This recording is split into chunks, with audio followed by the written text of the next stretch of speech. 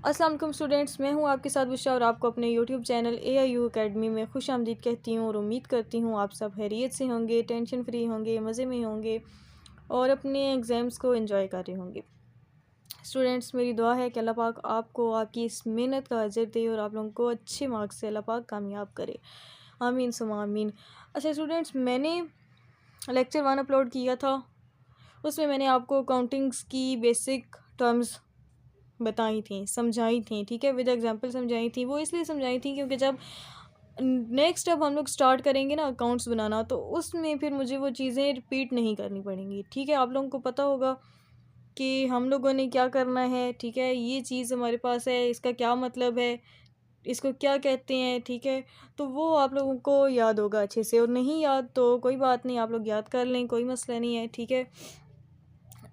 जिन students की request थी कि मैम लाइव क्लासेस लें, तो बच्चे लाइव क्लासेस इंशाल्लाह लेंगे, ज़रूर लेंगे। एक क्लास में आप लोगों की लाइव लूँगी, वो होगी आपकी क्लास 16 को, ठीक है। 17 को आपका पेपर है ना, 17 नवंबर को, तो 16 को हम रखेंगे क्लास, और 16 को होगी क्लास आपकी शुरू 7 PM, ठीक है। रात को 7 बजे आपकी क्लास स्टार्ट हो जाएगी। बच्चे, मैंने वेट किसी का नहीं करना, जैसे ही 7 होंगे, 7 या 7:05 तक मैंने क्लास को स्टार्ट कर देना है, बिकॉज़ क्लास इंशाल्लाह 2 घंटे की रखेंगे, और टाइम अगर थोड़ा सा अगर हमें लेना पड़ा तो ले लेंगे, कोई ऐसा इशू नहीं है, ठीक है।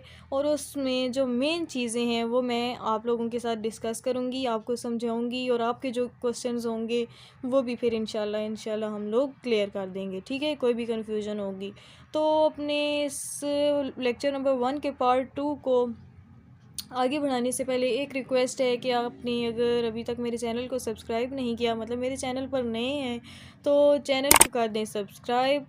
बेल नोटिफिकेशन ज़रूर ऑन किया करें। बेल नोटिफिकेशन ऑन नहीं करेंगे तो मेरी वीडियो आप लोगों तक नहीं पहुंच सकेगी बच्चे।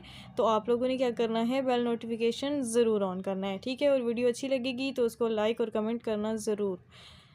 और जैसे अभी लेक्चर नंबर 1 का मुझे आप रिव्यू दे रही हैं कि मैम बहुत अच्छा है, आपको समझ आ रही है, तो इसी तरह मुझे इसके बारे में भी आप लोगों ने बताना है कि आपको इसकी समझ आई है या नहीं, ठीक है। थोड़ी सी रिवीजन कर लेते हैं। हमने यहाँ पे एंड किया था, यहीं से स्टार्ट करते हैं। बस थोड़ी सी हम लोगों ने करनी है रिवीजन कि हम लोगों ने उस लेक्चर में क्या पढ़ा था। वैसे मैंने आपको बोला था कि सबसे पहली चीज़ होती है बिजनेस ट्रांजैक्शंस, ठीक है, बताती हूँ वो क्या होती हैं, ठीक है। अच्छा, उसके बाद हमने आगे पढ़ा था गुड्स, चलें पेन ही ख़त्म हो गया, गुड्स पढ़ा था हमने, ठीक है। उसके बाद हमने इसकी 2 टर्म्स पढ़ी थी कि हम तो या तो गुड्स को परचेज़ करते हैं या सेल करते हैं। तो परचेज़ करते हैं तो परचेज़ अकाउंट बन जाता है, और सेल करते हैं तो सेल अकाउंट बन जाता है। यहाँ तक क्लियर है। अच्छा, उसके बाद हमने क्या किया था कि मैंने आपको बताया था कि परचेज़ अकाउंट क्या होता है और सेल अकाउंट क्या होता है। मैं थोड़ा सा आप लोगों को बता देती हूँ। परचेज़ अकाउंट होता है, मतलब बच्चे मैं आपसे कोई चीज़ परचेज़ कर रही हूँ, ठीक है, तो मेरे पास जो अकाउंट बनेगा वो मेरा क्या होगा, परचेज़ अकाउंट होगा। मैं कोई चीज़, ये पेन मैं आपसे ख़रीद रही हूँ, परचेज़ कर रही हूँ, ठीक है, तो मैं मेरा अकाउंट क्या बनेगा, परचेज़ अकाउंट बनेगा। अच्छा, क्रेडिट पे ख़रीद रही हूँ, ठीक है, मैं ये पेन आपसे क्रेडिट पे ख़रीद रही हूँ कि भाई मैं आपको ये पैसे बाद में दे दूँगी, तो अभी आप मुझे ये पेन दे दो। तो आपने क्या किया कि आपने मुझे वो पेन दे दिया, ठीक है, और बोला कि ठीक है जी आप दे देना, बाद में पैसे दे देना। यहाँ तक बात समझ आई। अच्छा, उसके बाद आपने क्या करना है, आप कौन है, मैं अगर आपसे चीज़ ले रही हूँ तो आप कौन है बच्चे, किससे जो ये चीज़ मैं लूँगी, आप सप्लायर है ना। तो सप्लायर को हम अकाउंटिंग में क्या बोलते हैं, क्रेडिटर बोलते हैं, ठीक है। क्या बोलते हैं हम, क्रेडिटर बोलते हैं। अच्छा, उसके बाद देखिए बच्चे, मेरे पास जो अकाउंट बनेगा वो कौन सा बनेगा, परचेज पेएबल का बनेगा ना, सॉरी, बिल पेएबल। कैसे बनेगा मिस, बताती हूँ। बिल पेएबल का बनेगा क्योंकि मैंने तो आपको बोल दिया है कि मैं आपको पैसे दे दूँगी, ठीक है। अब मेरे पास भी तो वो आप 2 बिल बनाएंगे, जो आप एक अपने पास रखेंगे, एक मेरे पास रखेंगे। मैं परचेज़ कर रही हूँ, आप सेल कर रहे हैं, ठीक है। आपके पास जो बिल बनेगा वो कौन सा होगा, हाँ सॉरी, बिल रिसीवेबल। ठीक है, आपने क्या करना है, बिल को रिसीव करना है, मैंने क्या करना है, बिल को पे करना है। तो मेरे पास जो बिल बनेगा वो बिल पेएबल होगा, जो आपके पास बिल होगा वो रिसीवेबल होगा। मुझे पता होगा कि मैंने ये पैसे आपको देने हैं, मैंने ये बिल आपको पे करना है, और आपको पता होगा कि आपने ये पैसे मुझसे रिसीव करने हैं, आपने ये बिल मुझसे रिसीव करना है। ये हो गई बात बिल पेएबल की और बिल रिसीवेबल की। यहाँ तो हो गई है बात क्लियर। अच्छा बच्चे, उसके बाद आगे चलते हैं कि आगे हमने क्या करना है। इसके बाद कुछ गुड्स हमारे पास जो बच जाती हैं उसको क्या कहते हैं, at the end of the year हम उसको क्या कहते हैं, स्टॉक कह देते हैं। ठीक है, और अकाउंटिंग में इसका नाम होता है इन्वेंटरी। ये कल सारी चीज़ें हमने डिटेल से पढ़ी हैं, आप लोगों ने अगर नहीं देखा तो आप लोग वो वाला लेक्चर देख लें, मैं डिस्क्रिप्शन में लिंक दे देती हूँ आपको, आप लोगों ने वो देख लेना है। अच्छा बच्चे, इन्वेंट्री के बाद स्टॉक को अभी ना यहीं पे हम लोग थोड़ा सा ब्रेक करते हैं। उसकी वजह ये है कि स्टॉक का जब आगे काम आएगा ना, बहुत कम यूज़ होता है स्टॉक, तो इसलिए जब ज़रूरत पड़ेगा तो फिर उसको हम देख लेंगे। लेकिन मैं आपको बता देती हूँ, एक होता है आपके पास ओपनिंग स्टॉक, थोड़ा सा बताऊँगी। ठीक है, ओपनिंग स्टॉक होता है आपके पास, राइटिंग समझ आ रही है ना। एक होता है आपके पास क्लोजिंग स्टॉक। ठीक है बच्चे, जो ओपनिंग स्टॉक होता है वो होता है आपके साल के स्टार्ट में। आप जब कोई आप अकाउंटिंग बना रही हैं तो स्टार्ट ऑफ द ईयर आपको दी जाती है डेट। मतलब फॉर एग्जांपल लेट कर लेते हैं कि हमने बनाना है इस 2021 का। ठीक है, 21 वैसे भी एंड हो रहा है, कोई बात नहीं, हम इसी को ले लेते हैं। 21 का अकाउंट हमने बनाना है, तो 1 जनवरी 2021 ये होगा। इस पे आपके पास जितना भी स्टॉक होगा वो आपका होगा ओपनिंग स्टॉक। ठीक है, और 31 दिसंबर, ठीक है 30 नहीं 31 December last date of the year. ठीक है, 31 दिसंबर 2021 पे जो आपके पास स्टॉक बचेगा वो होगा आपका क्लोजिंग स्टॉक। ठीक हो गया। नेक्स्ट हमने क्या किया था, मैंने आपको बताया था कि एक्सपेंडिचर्स किसको कहते हैं। ठीक है ना, ये चीज़ें, ये टर्म्स आपके पास यूज़ होने वाली हैं, यहीं पे लिखा हुआ है, मैं यहीं से आपको समझा देती हूँ। एक्सपेंडिचर्स किसको कहते हैं बच्चे, एक्सपेंडिचर्स की दो फॉर्म्स होती हैं। पहले तो बता दूं कि एक्सपेंडिचर होते क्या हैं, कि हमने जितना ख़र्चा किया होता है अपने बिज़नेस के ऊपर, उसको क्या कहा जाता है, एक्सपेंडिचर कहा जाता है। अच्छा बच्चे देखें, एक्सपेंडिचर हमारे पास होते हैं दो टाइप्स के, एक हमारे पास हो गई रेवेन्यू एक्सपेंडिचर और दूसरा हो गया कैपिटल एक्सपेंडिचर्स। पहले हम समझते हैं रेवेन्यू एक्सपेंडिचर क्या होते हैं। ठीक है, रेवेन्यू एक्सपेंडिचर्स वो होते हैं कि जिसका बेनिफिट हमने करंट ईयर में ले लिया है। ठीक है, करंट ईयर में हमने जिसका बेनिफिट ले लिया है वो हमारे पास होते हैं रेवेन्यू एक्सपेंडिचर। मिस कैसे बच्चे देखें, ये है हमारे पास एक साल का अकाउंट हमने बनाना है। ठीक है, 1 जनवरी 2018 का अकाउंट हम बना रहे हैं ना, 18 का, तो हमने लेना है 1 जनवरी 2018। अब लास्ट डेट उसकी ये है। ठीक है, ये है मेरे पास एक एम्प्लॉय जिसका नाम है, मैं ए हूँ, मिस्टर ए हूँ। ठीक है, या मिस ए हूँ, तो उसमें मैंने क्या करना है, अकाउंट बनाना है। अच्छा, मैंने एक बिज़नेस स्टार्ट किया है, उसमें मैं क्या कर रही हूँ कि ये जो मिस्टर बी है, ठीक है, ये मेरे पास है एम्प्लॉय, इसको मैंने पे करनी है सैलरी, और उससे कहना है कि आपने भैया ये वाला काम करना है, उसके बदले में मैं आपको क्या करूँगी, 5,000 रुपये एक महीने के हिसाब से 5,000 पर मंथ सैलरी पे करूँगी, और ये पूरे साल के लिए है। ठीक है, मतलब अब मैंने पूरे पूरे साल की उसको सैलरी पे करनी है, कितनी बनेगी, 60,000 रुपये। 60,000 रुपये उसको मैं साल में दूंगी। ठीक है, लेकिन बच्चे उस 60,000 का काम भी तो मैं करवाऊँगी ना, उसके बदले मैं उससे काम भी करवाऊँगी। मतलब बेनिफिट मैंने ले लिया, 60,000 अगर मैं उसको दे रही हूँ तो उसका बेनिफिट मैं ले चुकी हूँ। ठीक है, ये है मेरे पास रिवेन्यू एक्सपेंडिचर। अब देखते हैं कैपिटल एक्सपेंडिचर क्या होता है। कैपिटल एक्सपेंडिचर में हम अगर कोई बिल्डिंग परचेज़ करते हैं, ठीक है ना, हमने कुछ भी परचेज़ कर लिया, बिल्डिंग परचेज़ कर ली, फर्नीचर परचेज़ कर लिया, कुछ भी ले लेते हैं, तो उसमें क्या होगा, देखें बच्चे, मुझे आप एक चीज़ बताएं कि बिल्डिंग क्या पूरे एक साल के लिए चलेगी। यहाँ से 1 जनवरी को हमने ली है 2018 को, ठीक है, और ये 31 दिसंबर तक चलेगी? नहीं मिस, 31 दिसंबर तक कैसे चल सकती है, ये बिल्डिंग है, बिल्डिंग तो लॉन्ग टाइम तक चलेगी। तो बच्चे मैं भी आपको ये चीज़ बता रही हूँ कि बिल्डिंग क्या है, लॉन्ग टाइम चलेगी, मतलब एक साल से ऊपर भी चलेगी। अब जो इसका नेक्स्ट ईयर है ना, मतलब 29 तक, ठीक है, 29 क्या, ये 29 तक चलेगी। मतलब जिस साल में हमने चीज़ को परचेज़ किया है, हमने बिल्डिंग जिस साल में ख़रीदी है, ठीक है, उससे अगला एक साल 2019, ठीक है, उस तक चलेगी। नहीं मिस, ये तो रेगुलर चलेगी ना। तो मतलब इसका ये है कि जिसका बेनिफिट लॉन्ग टाइम के लिए होता है, लॉन्ग पीरियड के लिए होता है, मतलब एक जिस करंट ईयर में हमने ख़रीदी है उसके बाद एक साल को छोड़ के फर्दर अगर एक और साल आपके पास आ जाता है, वो चीज़ आपको बेनिफिट दे देती है, तो ये आपके पास हो जाएगा कैपिटल एक्सपेंडिचर्स। ठीक है, यहाँ तक हमने बात ख़त्म की थी। आज हम लोग स्टार्ट करते हैं एसेट्स को। एसेट्स हमारे पास क्या होते हैं, मैं आपको बताती हूँ कि एसेट्स क्या होते हैं। एसेट्स की कितनी टाइप्स होती हैं हमारे पास, हम इसको 3 पार्ट्स में डिवाइड करते हैं। लेकिन पहले मैं आपको बता दूं कि एसेट्स होते क्या हैं बच्चे। आपका कैश आपका एसेट्स है, ठीक है। बिल्डिंग अगर आप कोई ख़रीद रहे हैं तो वो एसेट्स है। कोई बुक आप ख़रीद रहे हैं वो एसेट्स है। कोई आपने फर्नीचर ख़रीदा है वो एसेट्स है। कोई गुड्स परचेज़ कर रहे हैं वो आपके पास एसेट्स कहलाएंगी, ठीक है। ये सारी चीज़ें आपकी क्या हैं, एसेट्स हैं। यहाँ तक क्लियर होगा। अब 3 पार्ट्स जो हैं उसके, नॉन करंट एसेट्स, ठीक है। पहला हमारे पास क्या है, नॉन करंट एसेट्स, ठीक है। दूसरा हमारे पास क्या आएगा, जल्दी से ये मेरे साथ साथ नोट करें ताकि आप लोगों को समझ आ जाए। दूसरा आएगा करंट एसेट्स,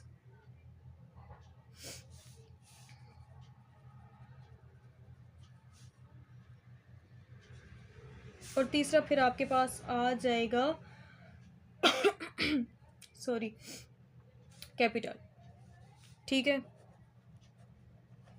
कैपिटल भी बेसिकली आप एसेट्स को ही कहते हैं, ठीक है। अच्छा, उसके बाद देखें बच्चे, करंट नॉन, पहले पढ़ लेते हैं कि नॉन करंट एसेट्स हमारे पास क्या होते हैं, ठीक है। आप लोग नोट करें, these assets, those assets which are held by the business from a long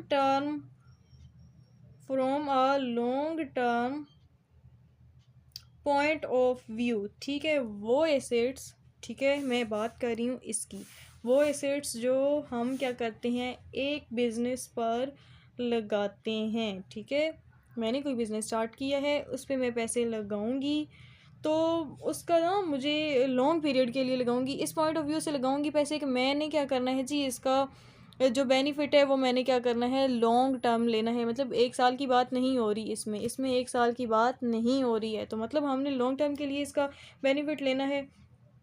तो ये हमारे पास क्या हो जाएंगे, नॉन करंट एसेट्स। कैसे, मैं बताती हूँ। फॉर एग्ज़ाम्पल, हम कोई मशीन परचेज़ करते हैं, लिखिए मेरे साथ। फॉर एग्ज़ाम्पल, सॉरी, अच्छा, ये हमने एक मशीन परचेज़ कर ली है, ठीक है, ठीक है मिस, मशीन तो परचेज़ कर ली। अच्छा, मशीन परचेज़ कर ली तो क्या मुझे आप ये बता सकते हैं कि ये एक साल तक चलेगी, उसके बाद नहीं चल सकती? मिस, चलेगी ना। मैंने अब बिज़नेस में, चलें ठीक है, ये हो गया आपका नॉन करंट। एक और ले लेते हैं जी, मैं प्लांट परचेज़ कर रही हूँ, ठीक है। किसके लिए, प्रोडक्शन के लिए।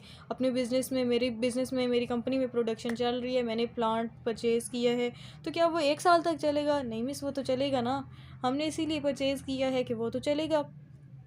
तो प्लांट अब वो पौधों वाला प्लांट नहीं होता, जो दूसरा प्लांट, प्रोडक्शन प्लांट होता है, मैं उसकी बात कर रही हूँ, ठीक है। तो ये भी जो है क्या, क्यों हमने लिया है कि ये लॉन्ग टर्म चलेगा, एक साल तक तो नहीं चलेगा ना, एक साल से ज़्यादा का चलेगा। फर्नीचर की अगर एग्जांपल ले लेते हैं हम, तो फर्नीचर चले, हमने फर्नीचर बाय कर लिया है, परचेज़ कर लिया है, ठीक है।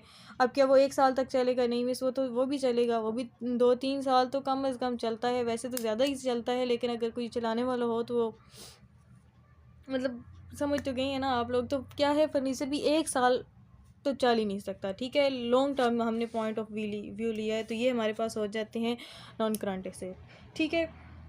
अब बात करते हैं करंट एसेट्स की। करंट क्या होते हैं हमारे पास, लिखें जी, those assets which are held by the firm with the purpose of converting them into cash or for using them within a short period। मतलब शॉर्ट पीरियड है आपके पास, ओनली 1 ईयर, ठीक है, वो आपके पास होगी करंट एसेट। मिस, नहीं समझ आई, मैं बताती हूँ ना। यहाँ पे हमने बोला था जो लॉन्ग टर्म के लिए हम लोग long term point of view, ठीक है। इसमें हमने क्या बोलना है कि शॉर्ट टाइम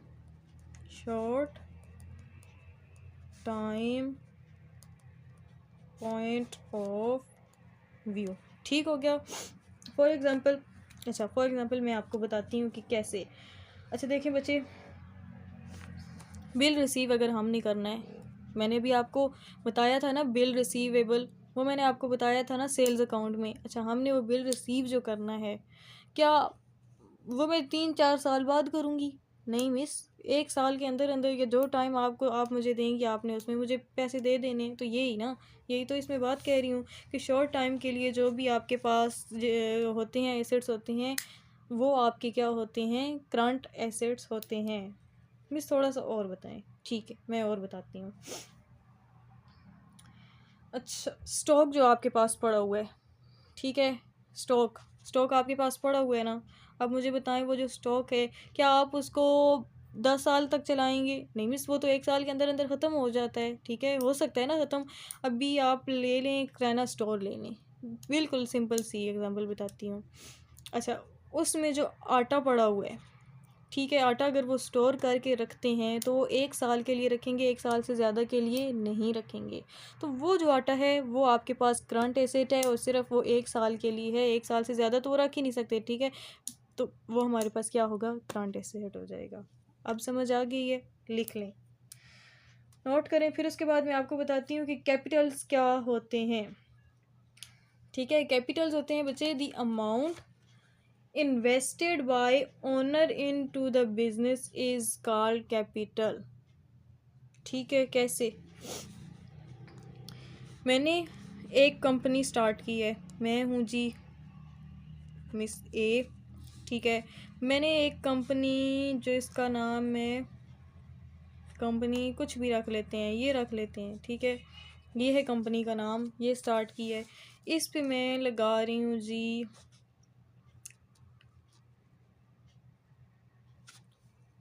20 लाख रुपए मैंने इस पे लगाया है। अब 20 लाख में क्या मेरा कारोबार शुरू हो जाएगा, कंपनी शुरू हो जाएगी, चल जाएगी? नहीं मिस, ये तो पैसे थोड़े पड़ेंगे। चलें, स्टार्ट करने के लिए तो ठीक है, लेकिन आगे कंपनी को चलाने के लिए तो पैसे कम है। अच्छा, फिर मैं क्या करूँगी, तो ये जो मैं ओनर हूँ इस कंपनी की, ये वाले मैं, ठीक है, ओनर हूँ इस कंपनी की, इस अपने बिज़नेस पे जितना पैसा मैं लगाऊंगी, जितना पैसा मैं इन्वेस्ट करूँगी, वो मेरे पास होगा कैपिटल। अगली चीज़ इसी से जुड़ी हुई है, पैसा अगर कम है, ठीक है, पैसा मेरे पास कम पड़ जाता है तो मैं क्या करूँगी, किसी से लूँगी, ठीक है, इधर उधर से दोस्तों से ले लूँगी या फिर बैंक से ले लूँगी, लेना तो है ना मैंने, लोन ले लूँगी। तो वो लोन जो आपके पास होगा, वो उसको आपने क्या कहना है, जो आप लोन लेंगे ना, उसको आपने कहना है लायबिलिटी। ये है आपके पास लायबिलिटीज़। ये चीज़ें थी जो आज मैंने आपके साथ डिस्कस करनी थी, ठीक है। एक दफ़ा मैंने आपको पूरी रिवीजन करके बता दिया है। अब उसी से जुड़ा था ये वाला टॉपिक, ये वाला आज मैंने आपको क्लियर करवा दिया है, ठीक है। अब नेक्स्ट में पता है हम क्या करेंगे, नेक्स्ट में इंशाल्लाह हमने बनाना है लेजर अकाउंट। मैं आपको फिर से टाइम दे देती हूँ, ये सारी चीज़ें जो हैं आपको पता होनी चाहिए। एसेट्स किसको कहते हैं, कैपिटल किसको कहते हैं, purchase account, sale account, cash, debit, credit, ये चीज़ें आपके पास लिखी हुई होनी चाहिए और फिंगर टिप्स पे आपको याद भी होनी चाहिए। तो अगर ये चीज़ें आप लोग याद कर लेते हैं, इंशाल्लाह लेजर अकाउंट में कोई इशू नहीं होगा। आपने कैश बुक बनानी है, मैं सिखाऊंगी, परचेज़ बुक, सेल बुक, वो सेल अकाउंट, परचेज़ अकाउंट, ये चीज़ें मैं आपको बताऊंगी। उसके बाद ट्रायल बैलेंस, बैलेंस शीट, ये चीज़ मैं आपको बताऊंगी कैसे बनानी है। आपने क्या करना है, ये चीज़ें याद करनी है, ये टर्म्स आप लोगों ने याद करनी है, ताकि आप लोगों को अगर तो ये टर्म्स आ जाती हैं समझ में, तो फिर अकाउंटिंग में ना आप लोग मास्टर कर जाएंगे और इंशाल्लाह आपका अकाउंटिंग में इंटरेस्ट डेवलप हो जाएगा, ठीक है। आज मैंने पार्ट 2 करवाया है, जिसमें हमारा टॉपिक रहता था ये वाला, लेकिन उसके साथ साथ मैंने जो आपको रिवीजन करवाई है वो इसलिए करवाई है कि अगर कोई कॉन्सेप्ट आपका क्लियर नहीं है तो वो क्लियर हो जाना चाहिए, बिकॉज़ नेक्स्ट में ऐसी कोई चीज़ रिपीट नहीं करूँगी, ठीक हो गया। उम्मीद करती हूँ आपको वीडियो अच्छी लगी होगी। लाइक ज़रूर कीजिएगा और कमेंट में मुझे बताइएगा कि आपके अगर ये टॉपिक क्लियर है तो फिर हमने क्या करना है, लेजर्स बनाने स्टार्ट करने हैं, क्योंकि जब तक आपका कॉन्सेप्ट क्लियर नहीं होगा आप लोग लेजर्स नहीं बना सकेंगे। और ये मैं बिल्कुल क्लियरली बोल रही हूँ, ठीक है। तो मुझे दें इजाज़त, नेक्स्ट लेक्चर तक के लिए मिलते हैं फिर अपनी अगली क्लास में। अपना बहुत सारा ख्याल रखिएगा, दुआओं में याद रखिएगा। खुदा हाफिज़, फ़ी अमान।